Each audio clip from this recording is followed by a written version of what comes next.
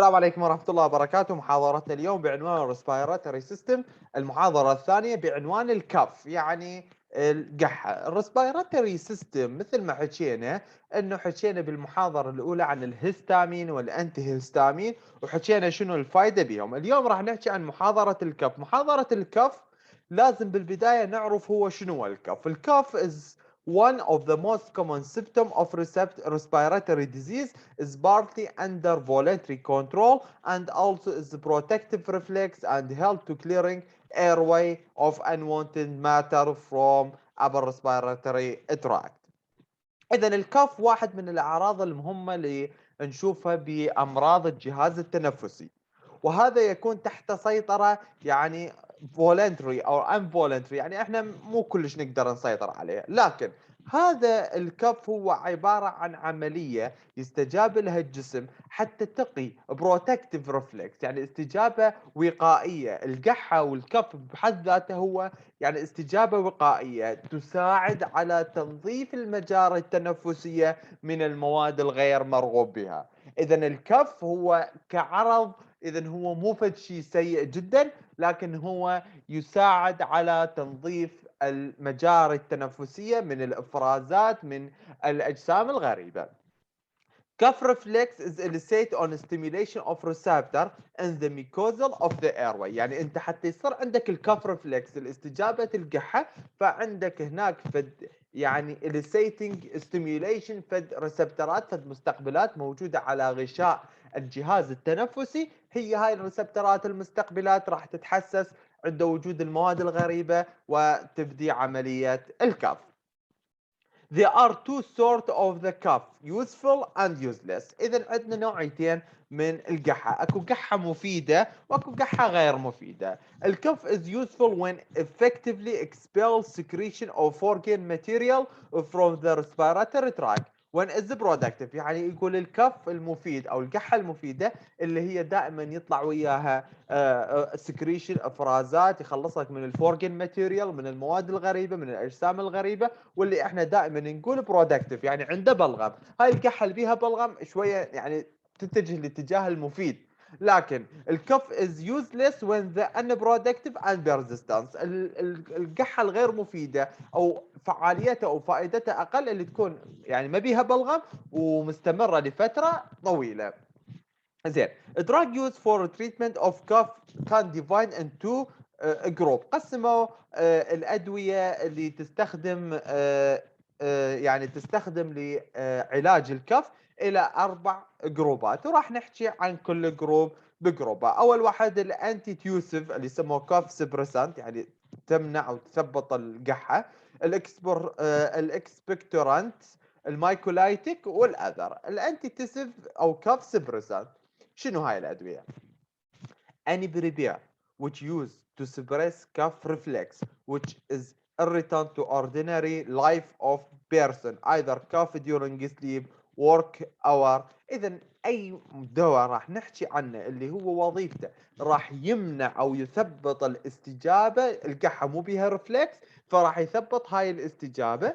فهذا يعني اللي جماعة اللي عندهم irritant تحسس، اللي عندهم قحة خلال النوم، اللي عندهم قحة خلال العمل، فهو ما يريد يقح فنستخدمه إله. This drug have either a central or peripheral action on the cough reflex or combination of both. إذا تؤثر على مراكز القحة اللي موجودة بالدماغ أو تؤثر على الريسبترات نفسها اللي موجودة بالجهاز التنفسي. It is used to suppress irritant and unproductive cough. إذا دائما يستخدمون جماعة irritant التحسس، واللي جماعه الان برودكتيف كاف اللي يقحون قحتهم ما بيها بلغم، نستخدم لهم هاي الانواع من الادويه او هذا الجروب من الادويه.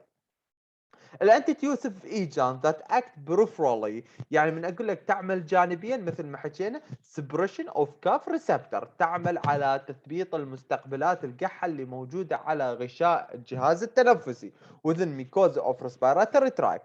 ومن اقول لك على سنتر فتعمل على مراكز الدماغ. زين.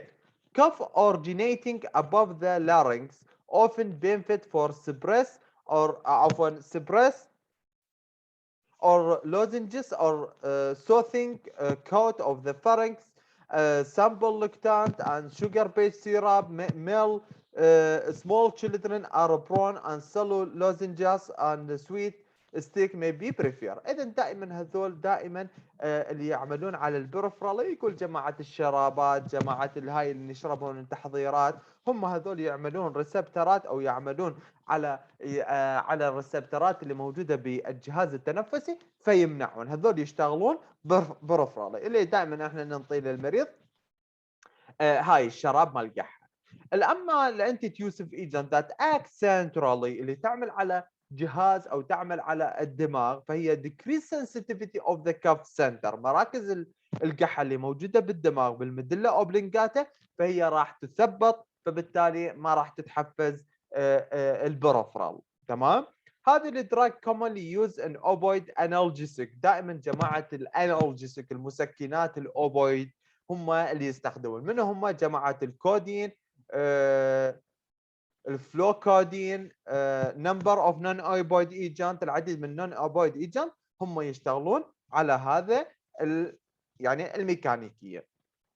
اول واحد عندنا الاوبويد. الاوبويد هو الكودين. الكودين هو الدواء اللي احنا نستخدمه يعمل على الجهاز التنفسي او على مراكز الجهاز التنفسي، اللي بالتالي قلنا هو راح يمنع يعني يمنع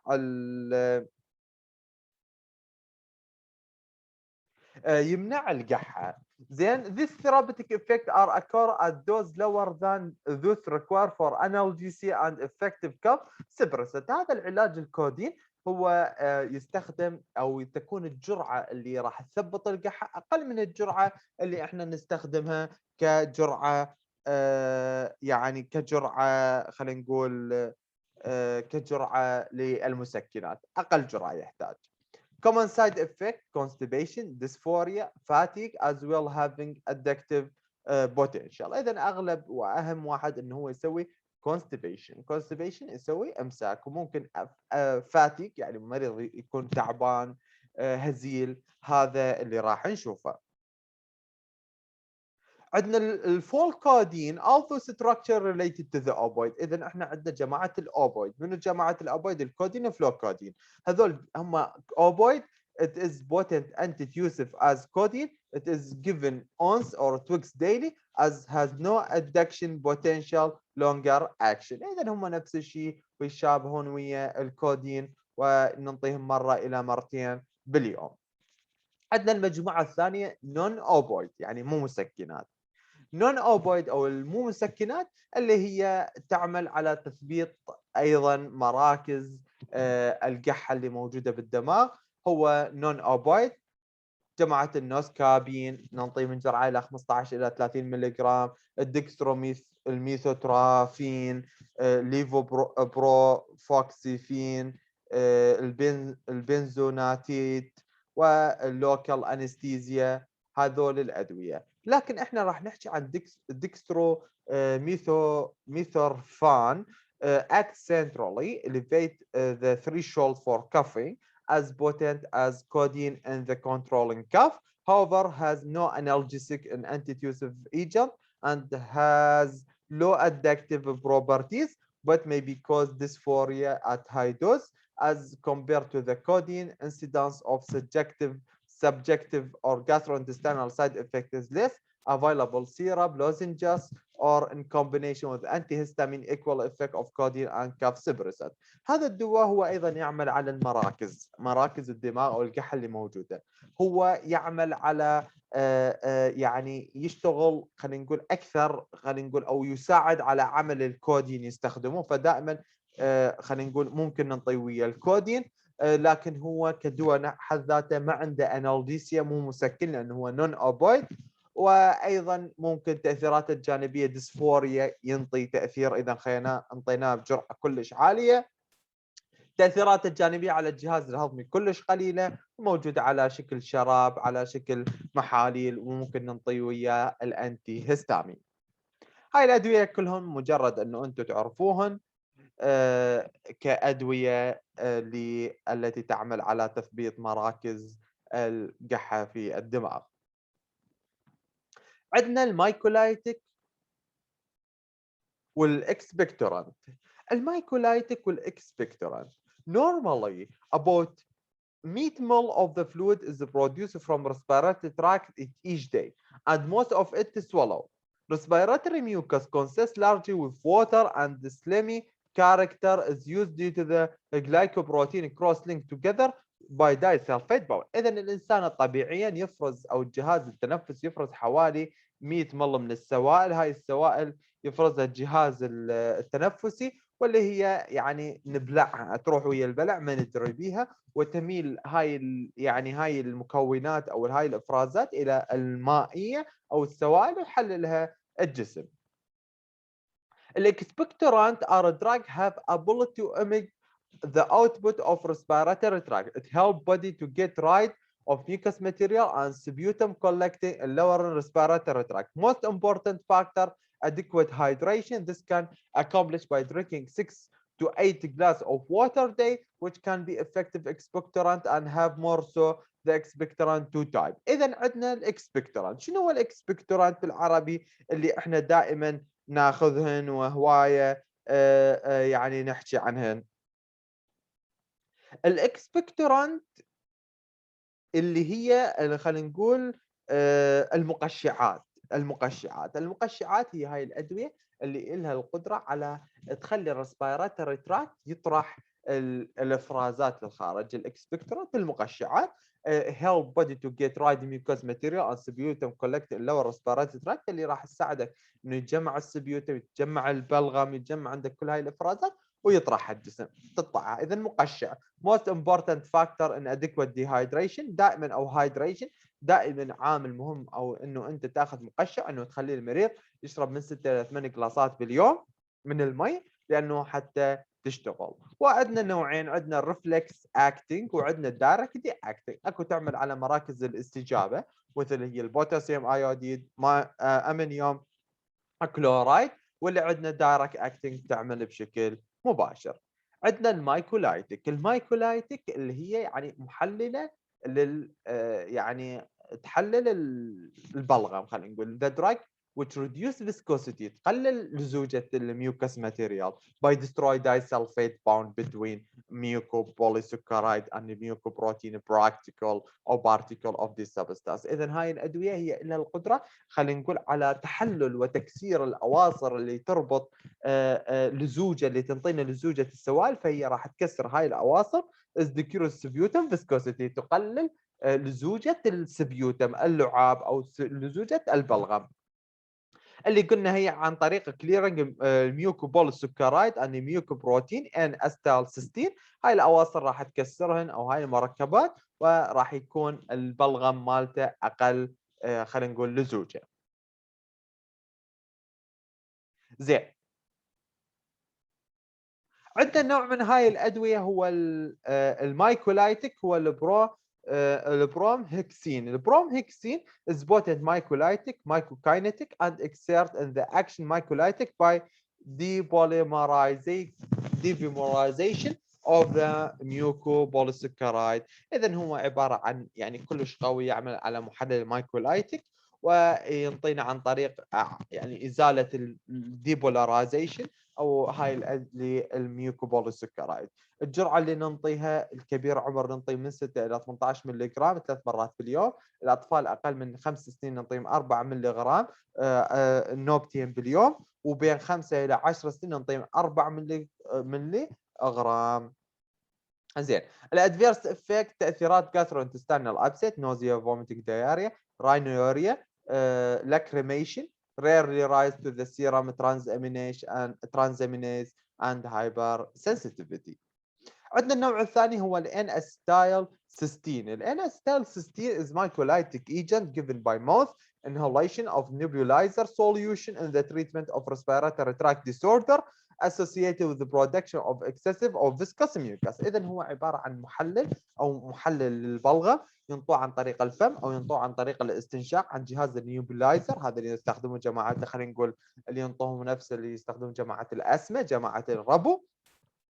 وهو وظيفته أيضًا مثل ما حكينا هو يحلل أو يقلل لزوجة البلغم، وبالتالي يعني يحلل البلغم. excrete as the action opening disulfide bond إن ميوكوبروتين present distribute أيضًا يكسر الأواصر الdisulfide bond، فبالتالي راح تقلل لزوجة. therapeutic use of mucolytic agent in the cystic fibrosis وان infusion intravenous by mouth treatment of the broncho paracetamol poisoning. إذا يستخدمون بالسيستيك فايبروسيس، مرض السيستيك فايبروسيس، ويستخدمون لعلاج اللي عندهم تسمم بالبراسيتامول، يستخدمون هذا الدواء. الادفيرس افكت نوزيا، تعبان نفس، فوميتنج، ازواع، تيتاناس، تشيل، فيفر، انفلاكتيك رياكشن ريرلي اكور.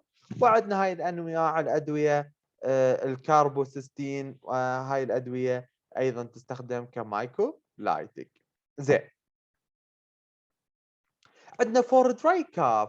اذا واحد عنده، اذا لمن نستخدمه للدراي كاف اللي عندهم القحة جافة، it use centrally acting antitussive or long with one or more drug which complement to action peripherally. اذا دائما احنا نستخدم جماعة الدراي كاف، نستخدم جماعة السنترالي اكتنج الانتيتيوسيف اللي حكينا عنهم، وممكن اذا لفترة طويلة ننطي وياهم البريفرالي. عندنا جماعة البرودكتيف كاف، ايش ننطيهم؟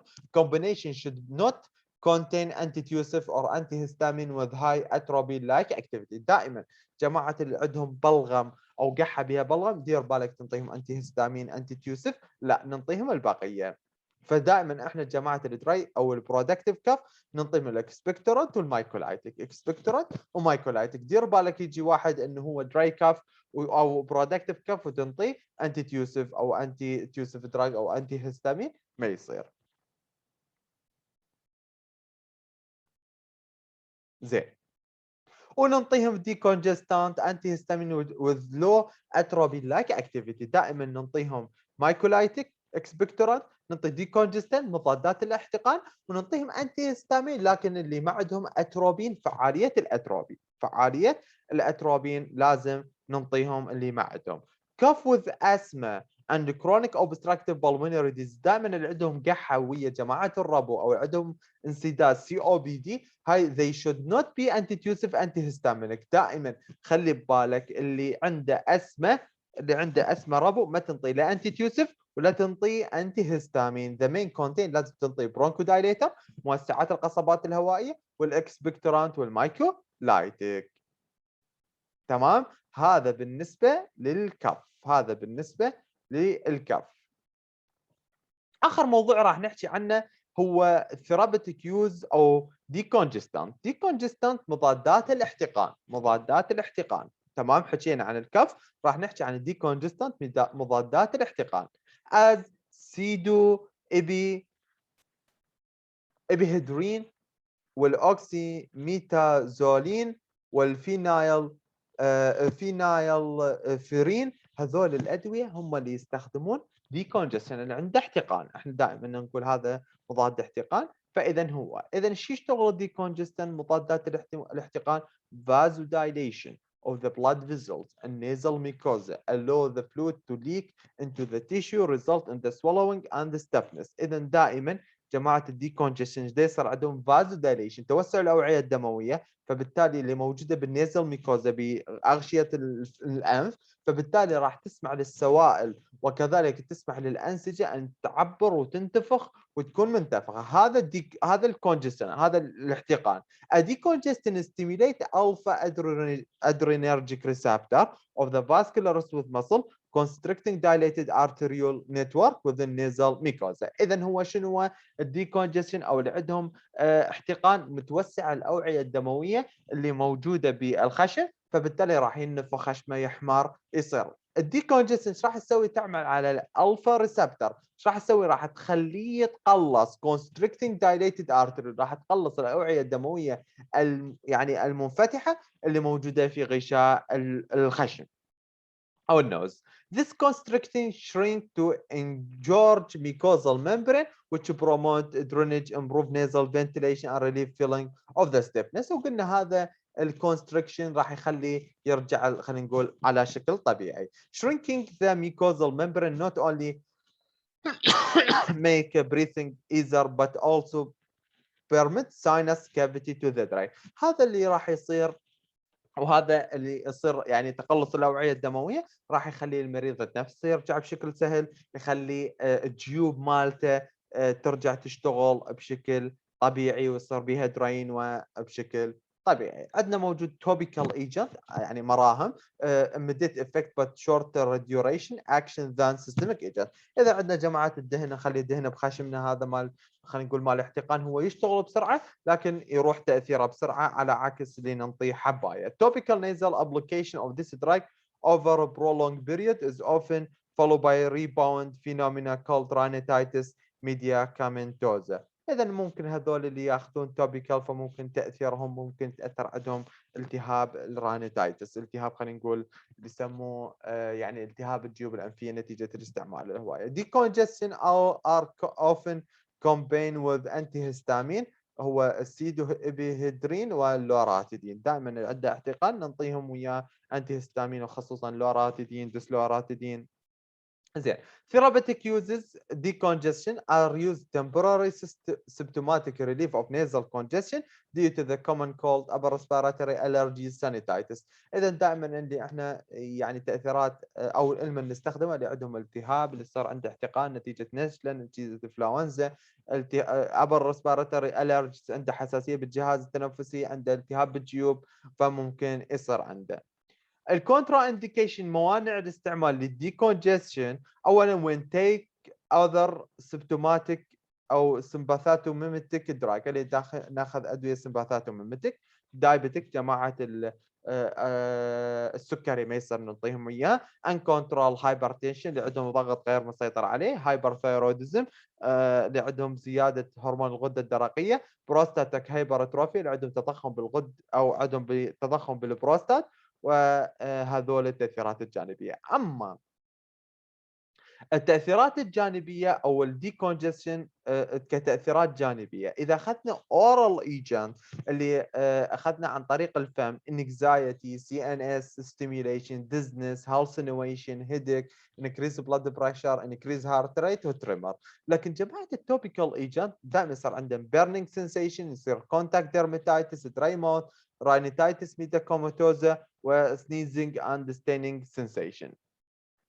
أمّا حكينا عندنا الأذر قلنا ترى قسّمنا مايكولايتيك أنتي تيوسيف هذول فالأذر، عندنا الأذر اللي نستخدمهم بالكف هو sympathatomimetic drug have been added frequently to the cuff picture as oxymethazoline other decongestion agent. إذن هذول اللي إحنا حكينا عنهم. عندنا الأنتي هيستامين أيضًا شافوا إنه مفيدة بالكف ممكن ننطيهم إياه. لكن هي ما تشتغل كمقشعات ما تشتغل كمايكولايتيك لكن تعمل على سبريشن للكف والانهليشن بعض الانهليشن الاشياء اللي نستنشقهن ممكن هارد ووتر فايليتد اويل هاي الاشياء ممكن يستنشقها المريض ممكن تقلل لزوجة يعني هاي الاشياء اللي موجودة او الافرازات. زين راح نحكي عن الدراج يوز ان ذا تريتمنت اوف الرجيك رانيتايتس، رانيتايتس اللي هم عندهم التهاب في غشاء او اغشيه الخشم. هذا جماعه اللي عندهم سنيزين يقحون عندهم حكه عندهم حكه بالعين ووتر راينوريا يعني دائما ينزل يعني افرازات من خشمه مائيه نيزل كونجستشن صار عنده كونجستشن صار عنده احتقان بالخشم فهذول ايضا احنا maybe participate by inhalation of allergens such as dust, pollen, animal treatment هو diagram. إذا دائما نعطيهم diagram هذول اللي يستنشقون مواد يستنشقون أشياء هاي فيصير عندهم رانيتايتس فنعطيهم diagram. جماعة الريسبيراتوري ستيمولانت، ريسبيراتوري ستيمولانت يعني الأدوية اللي تحفز الجهاز التنفسي، من هو؟ الأنافلاكتيك دراج ستيموليت سي ان اس، هذول الأدوية تحفز الجهاز التنفسي أو تحفز الجهاز العصبي حتى يحفز الجهاز التنفسي، ليش؟ هذول نستخدم جماعة الريسبيراتوري فيلير اللي عندهم فشل بالجهاز التنفسي، فإحنا نستخدم هذول الأدوية، دراج انديوس سي ان اس ديبريشن chronic pulmonary disease with acute hypercapnia and the post-surgical condition where there are respiratory depression as post-anesthesial. The dose used to stimulate respiratory center nearly as the same as the one of which of cause convulsion. They are must therefore carefully monitoring. إذن هاي الأدوية نستخدمها اللي عندهم يعني فشل قلبي مسوي عملية، عفوًا فشل الجهاز التنفسي مسوي عملية، ما دا يشتغل، عنده انسداد، عنده مشاكل، فنستخدمه كمحفز لعمل الجهاز التنفسي، يحفز الجهاز العصبي والجهاز العصبي يحفز الجهاز التنفسي، وعندنا هو الأمينوفيلين والدوكسيفرام، هم هذول الأدوية الاثنين اللي راح يحفزون الجهاز التنفسي. لهنا تنتهي محاضرتنا لهذا اليوم. نلتقي المحاضرة الجاية. السلام عليكم ورحمة الله وبركاته.